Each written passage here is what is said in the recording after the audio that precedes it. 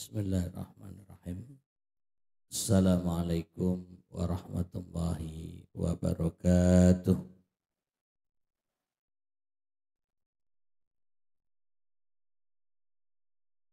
Innal hamdalillah nahmaduhu wa nasta'inuhu wa nastaghfiruh wa na'udzu billahi min syururi anfusina wa min sayyiati a'malina.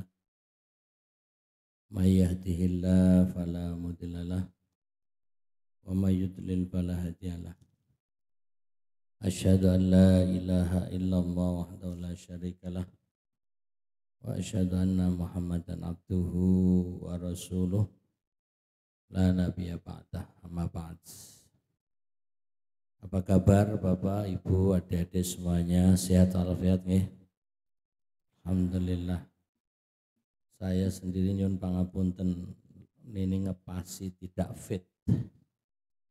Jadi tadi malam ke dokter, di tensi itu 153,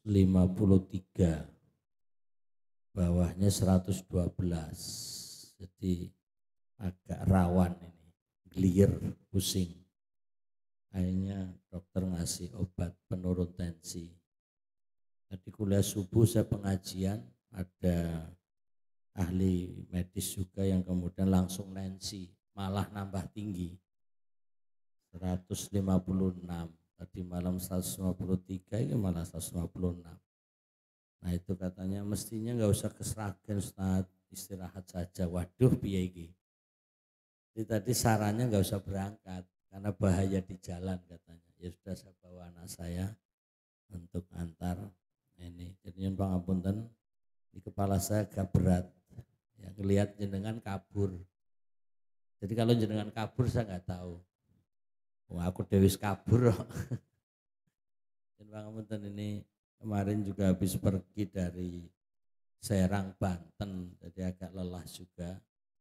Di perjalanan dari Serang, Banten, PB agak cukup melelahkan. Baik Bapak Ibu yang dirahmati Allah, walaupun cuaca ini mendung bahkan gerimis, tadi saya di tol juga sepanjang jalan, jalannya basah. Cuman saya alhamdulillah gak basah itu. Jadi cuman kedinginan, jadi saya ini agak dingin tangan dan kaki. Jadi karena memang cuaca ya, di samping kondisi fisik yang kurang fit. Tapi insya Allah nanti kalau sudah mulai kita baca materi kita, insya Allah nanti akan lebih semangat. Seperti tadi saya kuliah subuh di masjid namanya Baitul Qorib. Para pesertanya kebanyakan dosen-dosen UMS. Jadi kebetulan itu memang perumahan dosen UMS. Kita mengkaji tentang ayatul ahkam, itu tafsir tentang ayat-ayat yang berbicara tentang hukum. Kebetulan tadi sesuai buku urutan, karena pakai kitab, bukunya namanya Ayatul Ahkam li Muhammad Ali As-Sobuni. Itu pas membahas masalah kemarin itu arah kiblat, kemudian hari ini membahas tentang sa'i dan seterusnya. Jadi tadi awalnya juga membaca agak bureng gitu, tapi begitu sudah berjalan agak semangat. Jadi saya modelnya kayak motor itu, motor Honda. Jadi kalau mulainya itu agak berat, tapi kalau sudah semakin lama semakin panas ngebut. Iya, ini saya mulainya masih loyo ini, tapi nanti mudah-mudahan lebih semarak dan lebih semangat. Nah, untuk menambah semangat saya, Bapak Ibu juga ikut menyemangati saya, pakai yel-yel semangat juga biar melek itu. Saya bilang, mana semangatmu, sambil angkat tangan. Yang enggak angkat tangan berarti enggak mendukung semangat ini. Coba cek, mana semangatmu? Oh, ternyata melek kabeh toh iki. Padahal kayaknya enggak ada snack deh. Ya, jadi Mudah-mudahan walaupun tanpa apapun, nggak ada snack, nggak ada minuman, tapi tetap semangat. Siapa tahu nanti ada bocoran info snack datang. Baik Bapak Ibu yang dirahmati Allah, ya bagaimanapun kita harus tetap bersyukur ya dalam keadaan apapun ya, dan mudah-mudahan gedung ini semakin bermanfaat ya, dan juga organisasi Muhammadiyah di PCM Sidoarjo ini juga semakin maju ya, dan berkemajuan. Jadi pimpinan PCM menghimbau agar memajukan MTS gitu. Jadi mudah-mudahan MTS kita ini betul-betul banyak pesertanya, banyak siswanya. Jadi kadang-kadang orang Muhammadiyah sendiri nggak begitu semangat masuk ke sekolah Muhammadiyah, kan lucu itu. Ya, tapi insya Allah kalau kompak kita akan bergerak maju, ya, nggak kalah. Ya, kalau di Solo banyak sekolahan Muhammadiyah kadang lebih unggul dari sekolahan-sekolah negeri sekalipun. Nah, karena itu ya termasuk kampus UMS ini itu kan ya termasuk Muhammadiyah yang bahkan levelnya internasional kan gitu. Jadi ini untuk menunjukkan bahwa Muhammadiyah dalam berkiprah di bidang pendidikan sangat kuat dan semangat. Ini mohon maaf karena saya ini agak sakit telinga sehingga harus bawa tisu, dan maaf kalau saya sering memegang begini karena ada sesuatu yang harus saya bersihkan. Mungkin demam saya ini karena ini infeksi. Baik Bapak Ibu yang dirahmati Allah, kita bersyukur kemudian juga bersolawat untuk Rasulullah Muhammad Sallallahu Alaihi Wasallam yang telah sempurna mengajarkan Islam, termasuk juga mengajarkan bagaimana bermuhasabah. Ya. Coba Bapak Ibu yang sudah dapat lembaran kertas, ya, di situ ada judul berupa pertanyaan. Sudahkah kita bermuhasabah? Nah, jadi ini dikaitkan dengan waktu. Kita sudah selesai dari tahun 2024, kemudian memasuki tahun 2025. Momen yang paling menarik dan bagus itu saat pergantian waktu. Walaupun yang namanya muhasabah itu setiap waktu. Bapak Ibu ketika ganti tahun itu senang atau sedih? Kenapa senang? Yes, pokoknya rame ngono wae lah. Gak pernah mikir kalau dengan ganti tahun berarti berkurang jatah hidup, ora sedih toh. Ora pernah mikir blas kok ya. Coba Bapak Ibu itu target hidup di dunia itu berapa lama toh? Dengan nggak pernah punya apa ya planning atau punya perencanaan aku urip nang dunia 70 tahun wae, ngoten menate mboten lho. Pakai wae ngoten lho wae. Itu moh ya. Jadi ada satu hadis yang Bapak Ibu sering dengar. Inna a'mara ummati ma baina sittina wa sab'in. Sungguhnya umur-umur umatku antara 60 sampai 70. Jadi Bapak Ibu yang sudah 60 kok sadar, sudah lampu kuning. Jadi begitu ganti tahun dari 2024 masuk 2025 itu artinya kelong jatah umur kita gitu. Kok yo seneng loh. Ya ora apa-apa, beda cara berpikir kok. Alhamdulillah jatah umurku kelong, hahaha ngoten. Kan lucu niku. Mestinya ya Allah, saya semakin hari semakin berkurang jatah hidupku. Sudahkah saya mencukupi bekal untuk menuju perjalanan akhirat yang begitu panjang dan lama? Jadi kalau kita bermuhasabah itu merenung, tapi kalau hanya pergantian tahun memikirkan hiburan, ya hanya memikirkan keramaian, suasana baru, gembira, akhirnya lupa untuk bermuhasabah. Coba muhasabah niku jane napa ta artinya? Coba itu ditulis di situ kan, muhasabah artinya memperhatikan amalan diri. Maka periksani itu di baris kedua.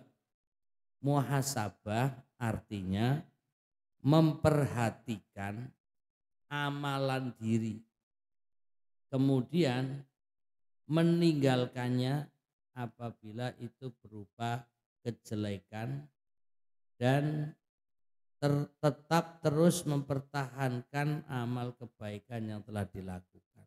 Ini arti yang paling sederhana.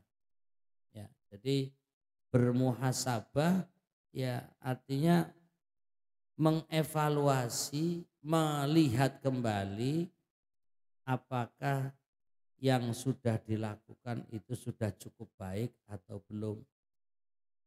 Atau yang sedang kita lakukan ini termasuk kebaikan atau bukan. Itu juga muhasabah. Atau melihat masa depan. Kira-kira rencana-rencana kita ini rencana kebaikan atau bukan. Ada nggak ya yang punya rencana buruk ke depan? Nggak ada ya. Rata-rata niatnya mesti baik gitu kan. Umpamanya ya, insya Allah ke depan mau umroh, itu kan baik kan itu. Nah, mudah-mudahan ke depan kita bisa bersodakoh lebih banyak kan gitu. Ke depan bisa memajukan Muhammadiyah. Ke depan ya warga Muhammadiyah kompak dalam mengaktifkan kegiatan-kegiatan dan organisasinya. Itu kan namanya rencana masa depan. Itu juga muhasabah. Jadi biasanya ya, yang namanya muhasabah itu cenderung orang berpikir apa yang telah berlalu. Padahal bisa yang namanya muhasabah apa yang belum berlalu. Karena itu ada sebuah ungkapan dalam bahasa Arab, yaitu yang menggambarkan untung rugi. Jadi ada yang sering kita dengar, umpamanya mangkana yaumuhu khairan min amsihi fawarobih. Ya. Siapa saja yang hari ini lebih baik dari hari kemarin, maka ia tergolong orang yang beruntung. Nah, ini untuk mengevaluasi apakah apa yang sudah kita lakukan itu lebih baik. Makanya di sini dibandingkan kemarin dengan sekarang harus lebih baik sekarang. Mangkana yaumu khairan min amsihi. Siapa saja yang hari ini lebih baik dari hari kemarin itu termasuk robih. Robih itu beruntung. Tapi ada kebalikannya. Ya. Wa man kana yaumuhu mithla amsihi fa huwa maghbun.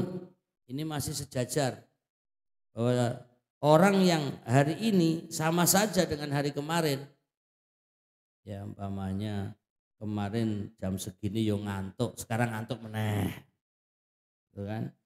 Pengajian sebelumnya yo mung ya datang sambil ngelamun, saiki ya padha wae kan gitu. Itu kan namanya gak ada perubahan. Biasanya kalau pengajian itu lebih semangat mendengarkan atau banyak ngantuknya Bapak Ibu? Mbuh ora cethoy. Banyak mendengarkan, alhamdulillah ya.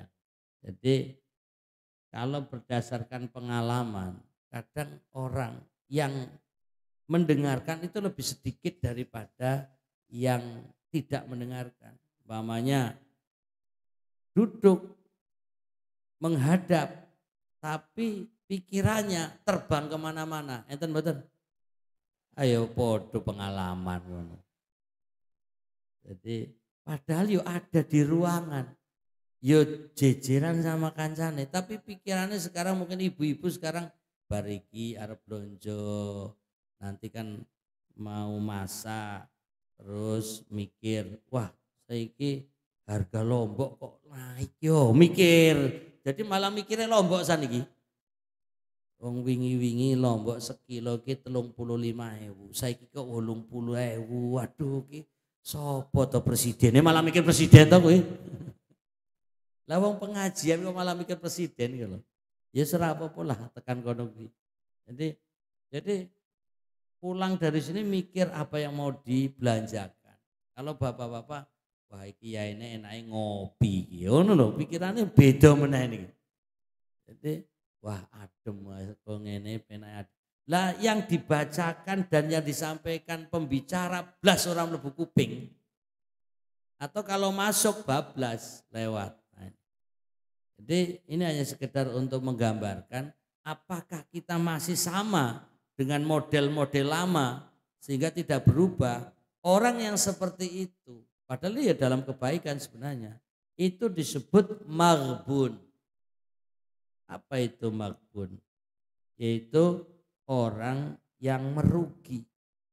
Kalau tadi kan beda, hari kemarin dengan hari ini yang sekarang lebih baik. Kalau kemarin dengan hari ini sama, itu namanya maghbun. Jadi itu robeh yang sekarang maghbun. Nah, ada yang lebih parah. Wa man kana yaumuhu syarran min amsihi.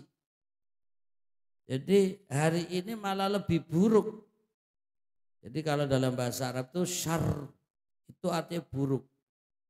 Lalu bahasa Jawa saru, wah gitu loh.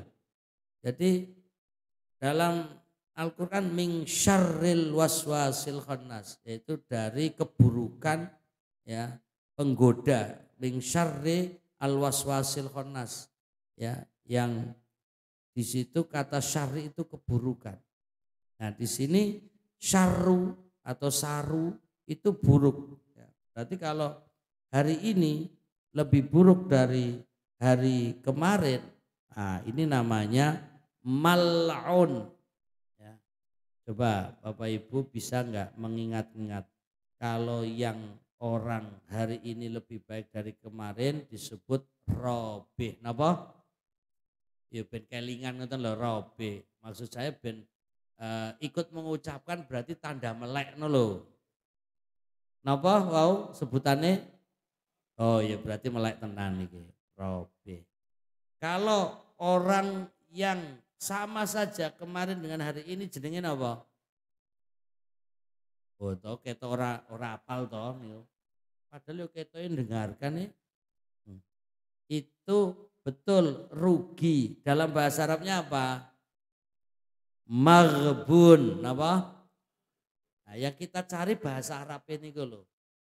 Maghbun. Ya tadi robih itu orang beruntung. Maghbun itu orang yang rugi, merugi.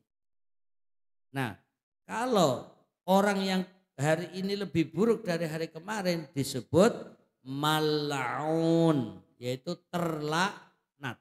Na'udzubillahi min dzalik. Ulangi. Kalau hari ini lebih baik dari kemarin namanya Kalau hari ini sama saja dengan kemarin disebut maghbun. Kalau hari ini lebih buruk dari kemarin disebut lulus. Nah, itu dapat hadiah insya Allah ya. Hadiahnya apa? Ya ampun nanti dipertimbangkan dulu. Baik Bapak Ibu yang dirahmati Allah. Nah itu namanya muhasabah. Kita mencoba memikirkan apa yang terjadi pada diri kita. Nah muhasabah ini ada dalilnya. Coba lihat itu Al-Quran surat Al-Hasyr ya, ayat 18 sampai ayat 19. Mau hafal tahun ini Bapak Ibu? Setiap pengajian takonnya apal mesti urung jawabannya. Nah, isra apa-apa. Yang penting hadir mendengarkan, syukur-syukur hafal.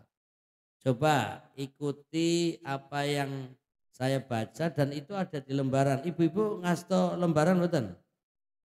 Coba itu dilihat itu. A'udzu billahi minasy syaithanir rajim.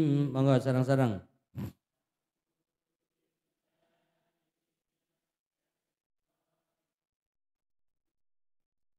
Ya ayyuhalladzina amanu taqullah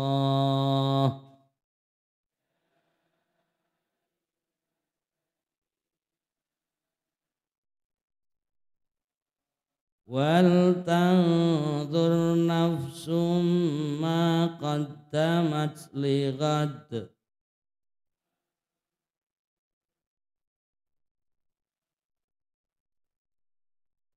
wattaqullah innallaha khabirum bima ta'malun.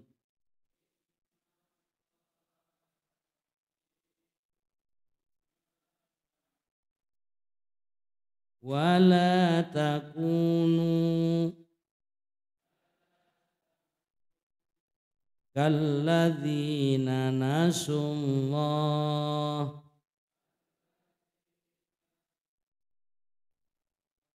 fa'ansahum anfusahum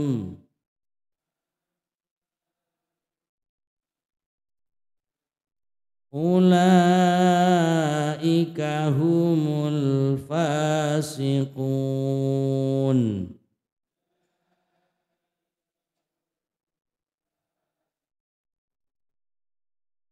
Alhamdulillah Bapak Ibu membaca 2 ayat kira-kira berapa huruf itu? Wis banyak ono wae gampang nih. Kita kalau pakai hitungan pahala itu setiap hurufnya 10 kali kebaikan atau 10 kebaikan. Nah, karena kita orangnya nggak perlu menghitung, ya pokoknya banyak gitu ya. Nah, dari sisi pahala jelas banyak. Tapi yang penting bagaimana memahami ayat ini lalu dijadikan pedoman hidup itu. Pahala pasti, tapi bukan sekedar dibaca, bukan sekedar mencari pahala. Tapi bagaimana dari ayat yang kita baca ini bermanfaat. Pertama, coba perhatikan ayatnya berbunyi apa? Ya ayyuhalladzina amanu. Terjemahannya, hai orang-orang yang beriman. Saya ingin nanya, kita ini termasuk orang beriman bukan toh? Waktu membaca ayat ini merasa terpanggil napa mboten? Ora itu biasa saja. Ya ayyuhalladzina amanu, wahai orang-orang yang beriman. Wow, pas maos ayat niki jenengan mikirin apa itu? Ora mikir blas kok. Berarti jenengan merasa nggak kepanggil gitu. Padahal ayat ini adalah panggilan buat orang beriman. Dan kita adalah orang beriman. Berarti ayat ini manggil siapa? Manggil kita. Kok mendel mawon toh? Ini jane mudeng pura toh niki. Mudeng tapi orang mikir padha wae to. Tapi ini ben gayane ketok mudenge paham ngeten. Ketika ya ayyuhalladzina amanu, berarti kan kita ini orang beriman lagi dipanggil Allah. Hai orang-orang beriman. Kita jawab labbaik gitu kan. Aku sambut panggilanmu. Labbaik Allahumma labbaik. Coba saya baca ayatnya jenengan mengucapkan labbaik sambil angkat tangan gini. Labbaik Allahumma labbaik. Jadi labbaik itu bukan hanya untuk haji dan umroh. Labaik itu bukan hanya untuk orang-orang yang sedang ihram. Ini bahasa Arab yang artinya aku sambut panggilanmu ya Allah. Jadi ketika ayat ini sedang memanggil kita, walaupun kita tidak harus angkat tangan, tidak harus mengucapkan, tapi merasa terpanggil. Tapi karena ini pengajian ben melek, itu loh maksudnya. Sengaja saya ajak jenengan angkat tangan, itu loh ben melek. Coba, jadi nggak ada dalilnya. Apa ada dalil kalau lagi baca ya ayyuhalladzina amanu angkat tangan, ngono malah bid'ah ngono lho. Ada nggak ketika ya ayyuhalladzina amanu menjawab labbaik Allahumma labbaik, nggak ada dalilnya. Ini pas pengajian ben melek, ngono lho maksudnya. Jadi saya baca ayatnya, jenengan sambil angkat tangan mengucapkan labbaik Allahumma labbaik. Setuju badan? Coba buktikan. Saya baca. Ya ayyuhalladzina amanu. Alhamdulillah, tenanan jenengan. Alhamdulillah. Tapi yang dipersoalkan jenengan mengucapkan labbaik iki mudeng pura. Jadi baca ayatnya ya baca, mudenge rada setengah-setengah. Sekarang saya ajak biar paham itu dengan cara mengucapkan labbaik. Lah labbaik wae ora mudeng itu loh. Tapi alhamdulillah Bapak Ibu teng mriki pun paham bahasa Arab. Tiap hari ngomong Arab tahun jenengan. Alah jangan sombong gitu mbok ngaku. Jenengan kalau sholat diawali dengan bacaan apa? Takbir. Takbir ucapannya pripun? Allahu Akbar. Allahu Akbar niku bahasa apa? Loh berarti jenengan ngomong Arab toh? Terus maos Al-Fatihah mboten? Al-Fatihah bahasane napa? Berarti jenengan ngomong Arab mboten? Cerdas. Sampai akhir sholat jenengan mengucapkan apa? Salam. Salam bahasanya napa?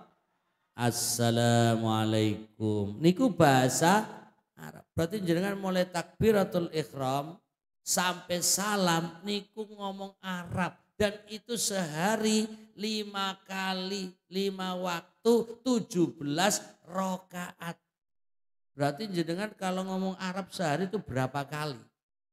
Berkali-kali. Pertanyaannya, yang diucapkan bahasa Arab niku jenengan paham napa mboten? Ya Allah, umure wis wayahe. Urung mudeng juga. Sampai kapan? Monggo renungan. Ini namanya muhasabah. Jadi mudah-mudahan hari ini lebih baik dari hari kemarin. Kalau jenengan dari kemarin maca Al-Fatihah yo gak paham, sholat yo padha wae kaya kemarin, itu namanya apa? Lali. Maghbun, merugi niku maghbun. Ya, mudah-mudahan bertahap ya. Tapi ini sudah waktunya kita harus lebih baik lagi sholat kita. Itu baru sholat, belum amalan-amalan yang lain. Bon, sekarang apa yang Allah perintahkan dalam ayat ini? Setelah panggil, wahai orang-orang beriman. Pertama, ittaqullah. Bagi Bapak Ibu yang sudah pernah belajar bahasa Arab, itu ada namanya ilmu shorof. Ilmu shorof itu untuk mengenal asal usul kata. Kira-kira Bapak Ibu, ittaku itu asal usul katanya nopo? Takwa. Wah, pinter-pinter. Ya. Jadi dalam bahasa Arab itu ada namanya masdar, ada namanya fi'lun. Kalau bilang apa asal usul kata ittaku, takwa, berarti itu masdar. Wah, keren. Tapi kalau kita pakai ilmu shorof sendiri ada 2 versi. Ilmu yang basorion dengan ilmu kufiyun. Kalau kufiyun itu akan memberi jawaban pakai fi'lun, kata kerja. Tapi kalau basoriun pakai jawabannya masdar. Tambah mumet menit niki. Nyambung pora niki. Ini ilmu paling mendasar belajar bahasa Arab. Tapi ya wis ora apa-apa. Jadi yang penting ngerti ngono wae lah. Jadi saya ingin memperkenalkan asal usul bahasa Arab. Ya. Jadi untuk bisa bahasa Arab memang butuh waktu. Bisa cepat, bisa lambat. Saya belajar bahasa Arab dari eh, waktu masih apa itu namanya SD itu kalau sore apa sekolah sore itu MDA, ya. Nah, Madrasah Diniyah Awaliyah itu sudah mulai belajar bahasa Arab. Kemudian belajar di pondok pesantren, MTS dulu, saya pernah di MTS, kemudian pernah di pondok pesantren. Ngono yo ora mudeng-mudeng napa malih sing ora pernah maca ngono lho.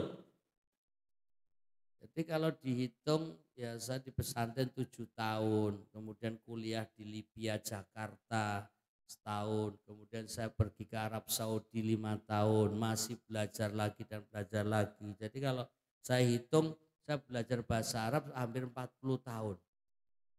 Ngono ya ora mudeng-mudeng kok. Apa meneh sing ora pernah belajar ngono kira-kira.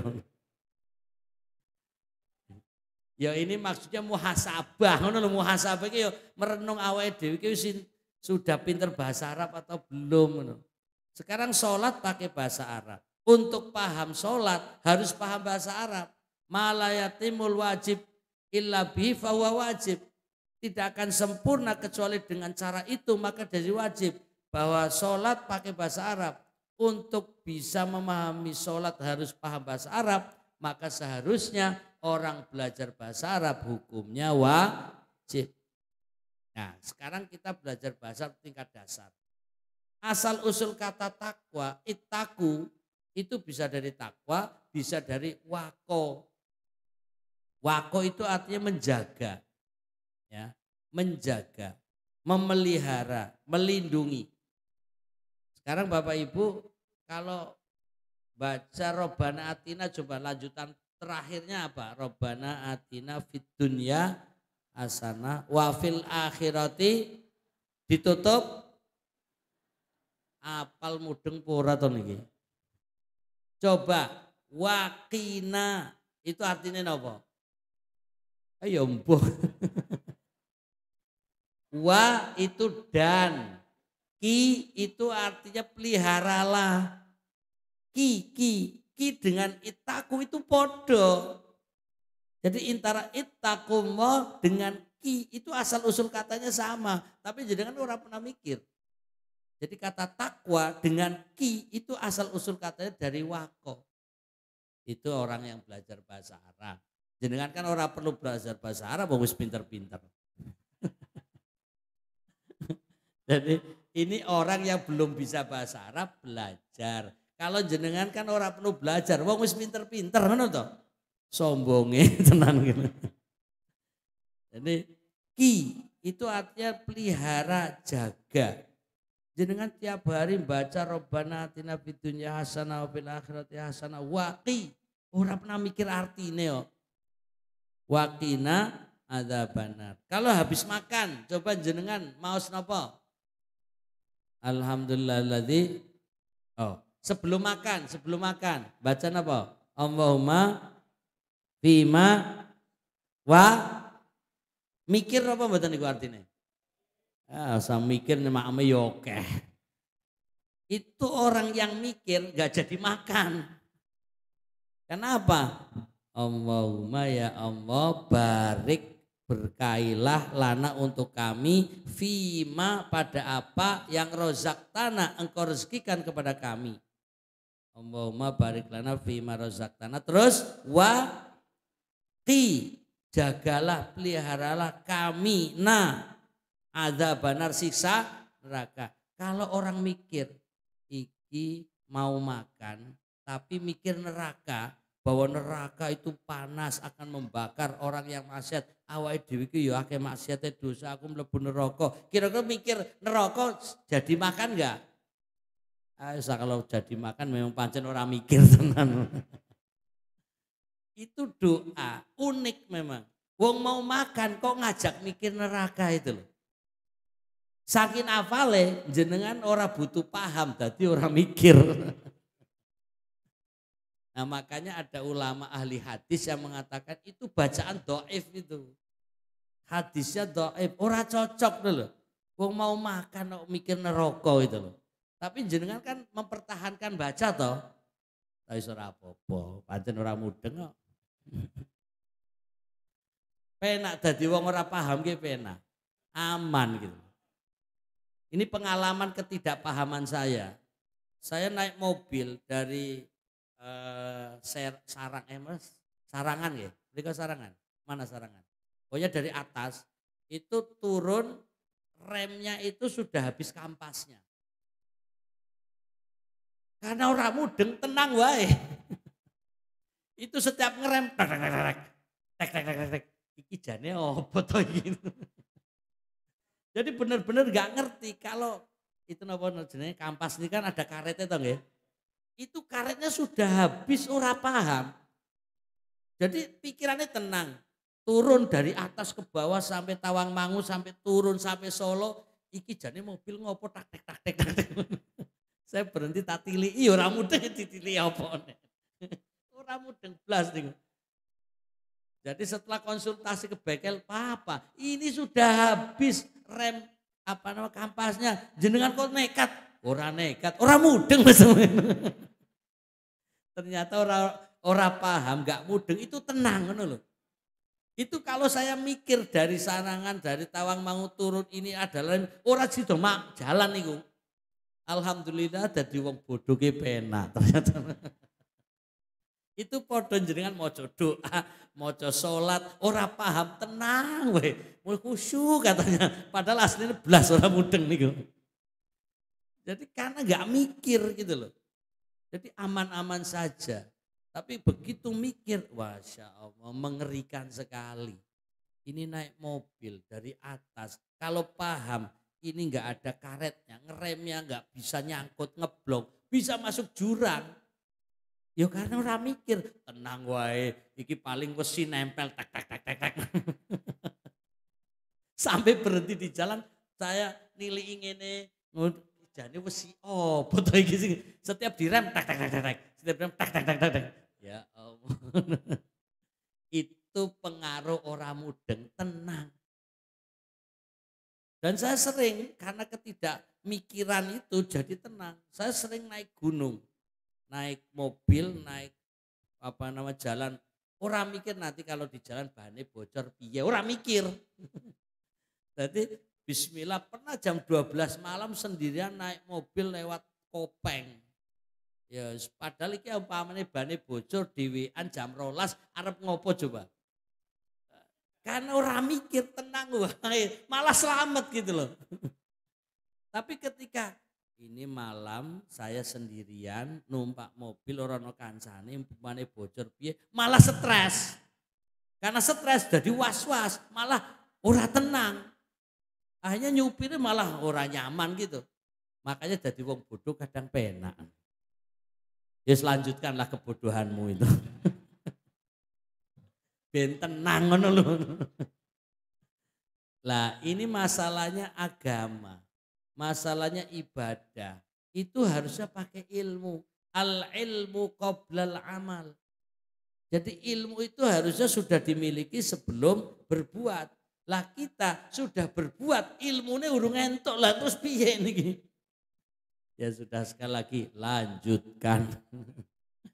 Ya semoga mudah-mudahan tetap berpahala. Oh, kelas kita kan levelnya level pahala.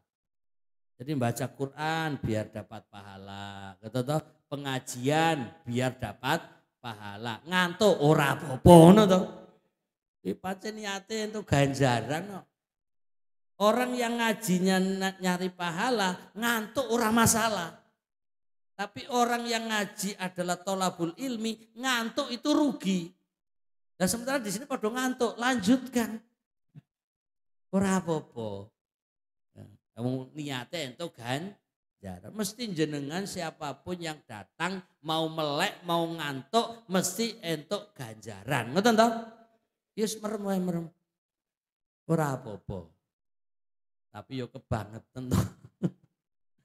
Baik Bapak Ibu yang Allah hormati. Nah berikutnya. Ittaku itu tadi, wako itu minta dilindungi, minta dijaga. Allah minta kepada Allah untuk melindungi dan menjaga. Artinya untuk menjaga apa yang Allah perintahkan tetap dilaksanakan, menjaga apa yang Allah larang tidak dilaksanakan, artinya ditinggalkan. Makanya ittaqullah, takwa artinya imtithalu awamirih wajtinabu nawahi. Coba latihan bahasa Arab nih. Masalah hukum belajar bahasa Arab itu wajib. Dan jenengan bola-bola Allah bahasa Arab angel-angel. Lah kalau begitu sholatnya angel ora loh. Ini harusnya antara sholat dengan bahasa Arab itu hukumnya sama. Sholat ya wajib, bahasa Arab ya wajib. Karena untuk paham sholat harus paham bahasa Arab. Nah sekarang coba ikuti saya. Imtithalu awamirillah wajtinabu nawahihi. Bon apal napa dereng? Wis pancen mien ngono ya bola-bali ora bakalan apal. Imtithal itu artinya melaksanakan, ya, mentaati apa yang Allah perintahkan. Imtithalu awamirih, menjalankan perintah-perintah Allah. Coba ulangi lagi, imtithalu awamirillah, perintah-perintah Allah. Wajtinabu artinya apa? Menjauhi, ya, ijtinabu artinya menjauhi, nawahihi larangan Allah. Itulah takwa. Artinya menjaga diri agar tetap melaksanakan perintah, menjaga diri agar tetap menjauhi larangan. Itulah takwa. Maka ketika ya ayyuhalladzina amanu ittaqullah, wahai orang-orang yang beriman, jalankanlah perintah Allah dan jauhilah larangannya. Itulah makna ittaqullah. Lalu masuk pada wal tangzur nafsum ma qaddamat lighad. Inilah muhasabah. Jadi setelah bertakwa kemudian agar melihat nafsun. Dalam bahasa Indonesia nafsu itu elek nih.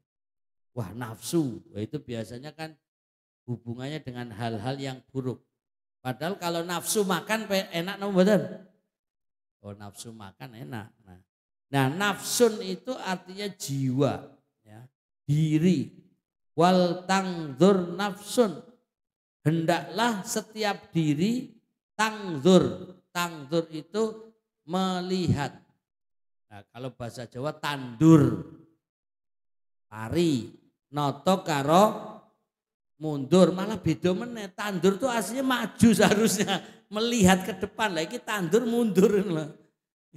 Jadi tandur itu melihat. Nah, wong tandur pari orang lihat ke belakang toh, mundur ya wis beda meneh iki. Tapi ya di otak-atik gathuk mirip ngono lho. Artinya untuk memperhatikan apa yang ada di belakangnya ngono toh. Jadi ibu bapak yang biasa memperhatikan orang nandur itu ya mundur, tapi ya mundurnya ora sembarangan, ngukur aturan toh niku. Nah di sini wal tandur nafsun, yaitu agar memperhatikan apa yang telah maqaddamat lighad, diperbuatnya untuk hari esok atau akhirat. Jadi ayat ini mengajak kita bermuhasabah. Makanya Bapak Ibu, apa yang sudah kita lakukan, ibadah-ibadah rutin seperti sholat, seperti puasa, siam, itu sudahkah sesuai aturan atau belum? Sudahkah sholat kita pahami atau belum? Sudahkah kita sholat khusyuk atau belum? Sudahkah sholat itu berpengaruh pada jiwa pikiran kita atau belum? Sudahkah sholat ini berdampak untuk kehidupan atau belum? Jadi namanya sholat itu tanha anil fakhsyai wal munkar. Jadi kalau orang sholat seharusnya tidak akan berbuat maksiat. Tapi nyatanya STMJ. STMJ itu kenapa? S itu kan biasanya susu. Itu T telur, M madu, J jahe. Ini ku asli minuman ngoten niku.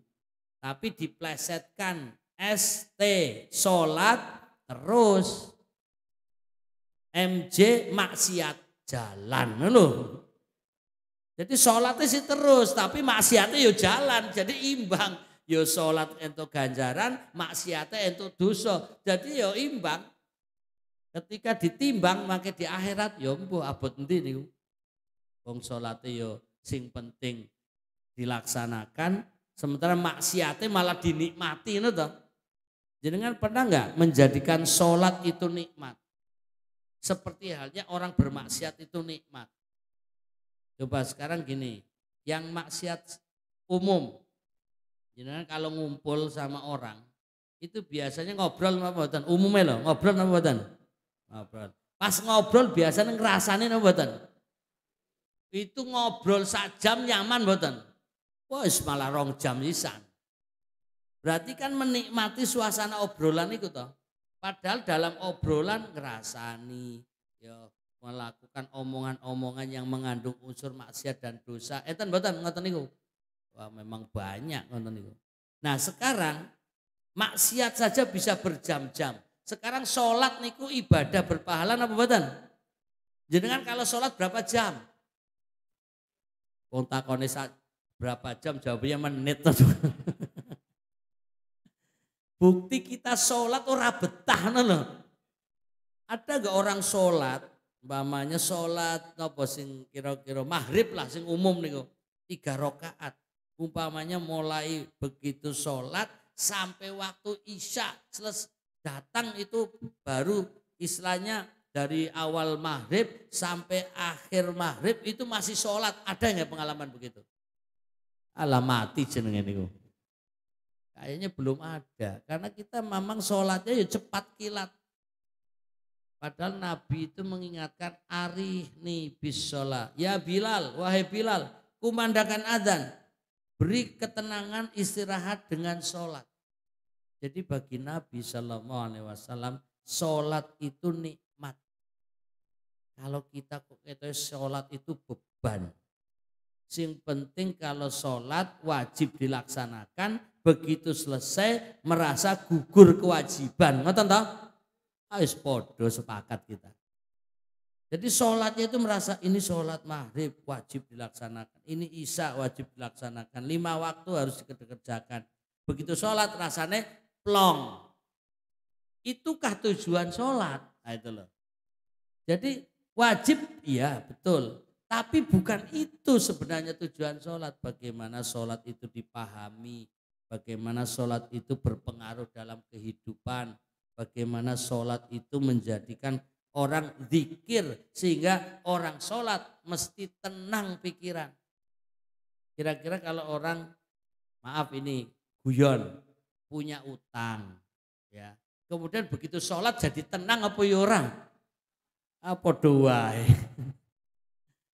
Walah wong salat ya ora ana hubungane karo utang kok. Kok isa-isane salat bisa menenangkan hati. Nah itulah karena nggak paham. Orang punya utang. Berarti kan punya tanggungan. Mikir gimana caranya bayar utang, betul? Boyo iya pengalaman podo to niku. Nah, sekarang orang salat. Orang salat itu ingat Allah bahwa Allah Maha Pemberi rezeki. Allah akan memberi kemudahan untuk bisa bayar utang itu. Maka dengan memuji Allah, dengan menyatakan permohonan kepada Allah lunasi utang, ini dan Allah menjamin menjanji nanti pada waktunya pasti akan lunas, bahkan bisa dalam waktu singkat, dalam tempo yang sesingkat-singkatnya. Itu kalau orang paham bahwa sholat adalah zikir, sholat itu akan menenangkan hati, maka kata orang punya utang lalu sholat itu hilang pikiran tanggungan utang. Tapi bisa nggak gitu? Ayo empuh aku ya ora iso mbayangke kok.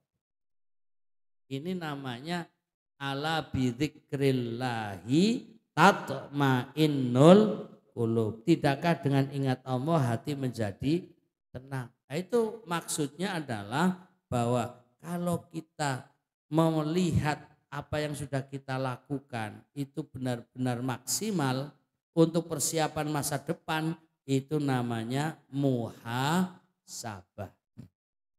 Nah, kita langsung saja bentuk-bentuk muhasabah. Ya. Jadi kalau kita baca ini ada 3.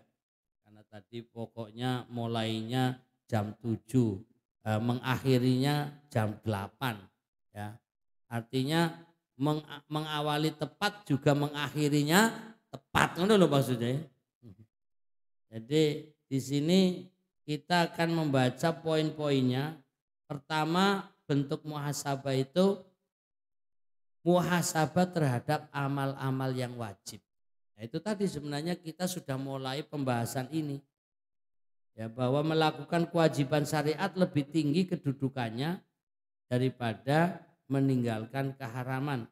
Karena melaksanakan kewajiban adalah tujuan pokok. Oleh karena itu, hendaknya seorang hamba memulai muhasabah dengan memperhatikan amal-amal wajib.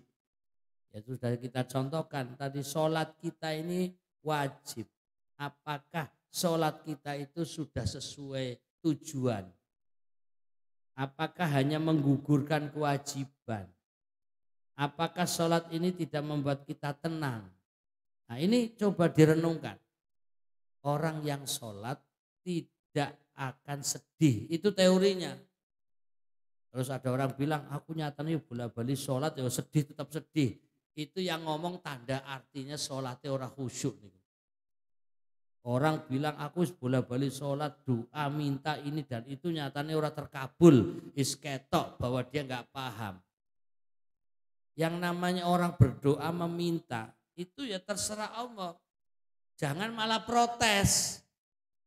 Saya punya hutang, minta Allah, ya Allah lunasilah hutangku. Wis bola-bali ngono ora dibales-bales sih. Sudah berdoa utangku malah numpuk ora kurang. Iki piye to? Allah jane memberi rezeki ora, kan mau mulai protes to niku. Itu tanda orang nggak paham bahwa yang namanya berdoa itu meminta. Meminta itu bisa jadi Allah langsung cash kasih, bisa jadi Allah memberinya menunda. Mungkin setahun 2 tahun baru akan terkabul doa. Atau bahkan dikabulkannya justru setelah kematian. Itu bisa. Kok bisa begitu? Karena namanya keterkabulan doa itu pasti. Tapi waktunya yang tidak tahu. Bisa langsung, bisa tertunda, bisa diberikannya nanti di akhirat. Jadi yakinlah kalau umpamanya punya kasus utang, ya tinggal aja berdoa kepada Allah, pasti nanti akan ada solusinya. Nah ini tentunya dengan keyakinan, dengan pemahaman. Makanya perlu ilmu. Nah ini kalau sudah urusannya utang ini, urusannya ekonomi. Bapak Ibu kan sudah hafal itu doa melunasi hutang. Allahumma inni a'udzubika minal hammi wal hasan. Wa a'udzubika minal ajzi wal kasal. Wa a'udzubika minal bukhli wal jubn. Wa a'udzubika min ghalabati daini wa qahri rijal. Mun hafal to niku? Yang belum hafal orang duwe utang berarti. Kok ini doa untuk mempermudah kelunasan hutang. Kok urung hafal? Alhamdulillah ora hafal berarti tanda orang duwe utang no wae. Jadi orang yang punya hutang lalu membuat suasana kurang nyaman, maka mencari cara di antaranya doa, dan doa khusus untuk cepat melunasi hutang itu diajarkan Nabi. Kok jenengan sampai belum hafal? Alhamdulillah. Ternyata orang hafal ya alhamdulillah. Tanda wong sugih ngono. Berarti tanda jenengan orang duwe utang, betul loh? Apa saking orang pernah golek doane ngoten. Allahumma ya Allah, Allahumma inni a'udzubika, aku berlindung kepadamu minal hammi wal hazan. Dari hammi itu artinya galau, ya suasana tidak tenang, tidak nyaman, wal hazan dan sedih. Jadi orang itu kalau punya tanggungan sementara belum mampu seperti hutang tadi, belum bisa bayar sementara sudah ditagih, itu bikin sedih. Ini minta kepada Allah agar dihilangkan. Makanya ada doanya itu. Yang kemudian doa itu nanti di ujungnya untuk dilunasi. Ya Allahumma inni a'udzubika minal hammi wal hazan wa a'udzubika minal ajzi wal kasal. Ya Allah, aku berlindung kepadamu dari ajzi, lemah, wal kasal dan malas. Wa a'udzubika minal jubni, ya. Yaitu dari pengecut. Ya, jadi orang kalau berani hutang maka harus berani bertanggung jawab. Ada keberanian, maka bismillah harus lunasi. Kemudian Allahumma ini a'udzubika min ghalabati daini. Ya Allah, aku berlindung kepadamu dari tumpukan utang. Wa qahri rijal, dari tekanan orang-orang yang menghutangi, memaksa untuk segera bayar. Ini doanya tidak langsung, ya Allah lunasilah, itu kan ketok doanya kurang profesional. Ya Allah, aku datang kepadamu memohon, ini utangku numpuk ya Allah, lunasi dong. Karena kan ngoten niku. Ya boleh saja sih, tapi kan kurang etis ngono wae. Jadi ada doa-doa yang sifatnya to the point, ada doa-doa yang melipir gitu loh. Jadi doa yang diajarkan Nabi itu doa yang melipir, memuji Allah dulu biar nanti ini dilunasi. Nah ini hanya sekedar contoh. Kemudian yang kedua, muhasabah terhadap perkara keharaman yang dilarang syariat. Ya, apakah kita masih melakukan maksiat? Jika masih seperti terjerumus riba, maka harus membersihkan dan meninggalkannya. Jika masih mengambil hak orang lain, ya, segera kembalikan. Jika pernah menggunjing orang lain, merendahkan atau menghinanya, maka segera minta maaf dan mendoakan kebaikan untuknya.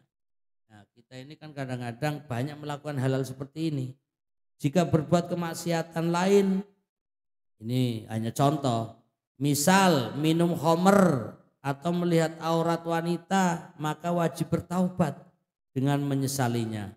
Juga bertekad untuk tidak mengulanginya. Disertai dengan memperbanyak amal dengan harapan menghapus dosanya. Nah ini bisa baca Al-Quran. Innal hasanati yudhibnas sayyiat.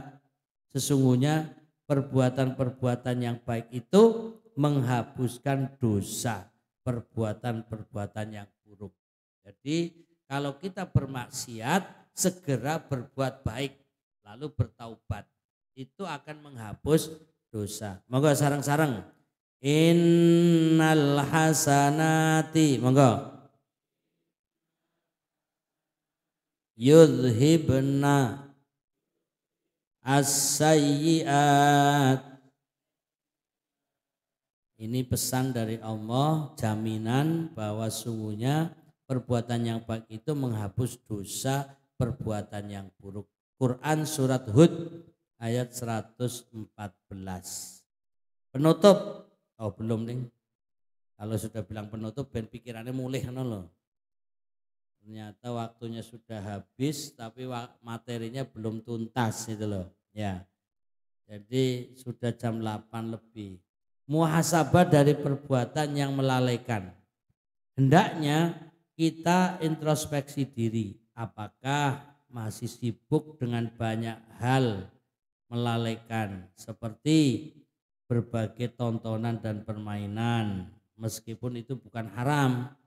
Hendaknya kita banyak mengisi waktu kita dengan berzikir dan beribadah serta amal ketaatan lain. Ya kita gunakan waktu. Umpamanya sambil jalan subhanallah walhamdulillah wala ilaha illallah Allahu akbar. Moga sareng-sareng. Subhanallah walhamdulillah wala ilaha illallah Allahu akbar. Itu contoh. Jadi kita boleh baca apa saja. Mau baca Al-Quran boleh. Baca zikir boleh. Intinya gunakan waktu semaksimal mungkin untuk kebaikan. Keempat, muhasabah terhadap perbuatan anggota badan. Apa yang kita lakukan dengan kedua kaki kita, tangan kita, telinga kita, mata kita, dan juga lisan kita. Hendaknya kita memperbaikinya dengan menggunakan semua anggota badan kita dalam ketaatan kepada Allah dan meninggalkan berbagai kemaksiatan. Karena nanti anggota badan kita menjadi saksi di akhirat. Kita semua sudah paham, kita sudah tahu bahwa mulut kita nanti akan dikunci, tangan kita akan menjadi saksi apakah tangan kita untuk kebaikan, kaki kita akan menjadi saksi apakah kaki kita untuk melangkah menuju kebaikan. Mudah-mudahan Bapak Ibu yang rawuh di sini kaki dan tangannya menuju kebaikan semuanya. Amin. Masih semangat? Mana semangatmu? Nah, ini tangannya nanti saksi di akhirat loh ini. Bahwa ini ikut hadir semangat tolabul ilmi. Itu biar tangan dan kaki betul-betul menjadi saksi. Nanti di akhirat tanganmu piye? Aku Allahu Akbar. Semangat gitu. Coba tes lagi. Mana semangatmu? Takbir. Nah, ini tangan jadi saksi nanti Bapak Ibu. Alhamdulillah. Selanjutnya kelima, terakhir, muhasabah terhadap niat. Apa yang kita inginkan dengan amal kita, apa yang ada dalam niat kita, sudah seharusnya kita secara khusus muhasabah terhadap niat yang ada dalam hati. Karena betapa berat dan susahnya muhasabah tentang niat ini. Hati ini sangat mudah berbolak-balik sehingga perlu kesungguhan dan butuh diulang-ulang terus untuk memperbaikinya. Mudah-mudahan dimulai dari hati, niat kita mulai hari ini harus lebih baik dari hari kemarin dan esok harus lebih baik dari hari ini. Bismillah, takbir. Demikian Bapak Ibu yang dirahmati Allah, mengingat waktunya dan alhamdulillah ternyata ketika lagi ngomong telinganya lupa sakit ini. Tapi nanti begitu pulang krosong meneh. Baik, kita akhiri subhanakallahumma bihamdika asyhadu an la ilaha illa anta astaghfiruka wa atubu ilaik. Assalamualaikum warahmatullahi wabarakatuh.